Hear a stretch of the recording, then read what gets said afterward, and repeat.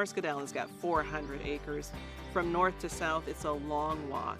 And everything is stored down in the maintenance barn, which is on the southern end, and the Trailblazer was used to work on the trail up here on the northern end. And generally, you know, we've got people carrying stuff all the way up the trails, all the way up the hill. The Trailblazer made it so easy because everything was in one place.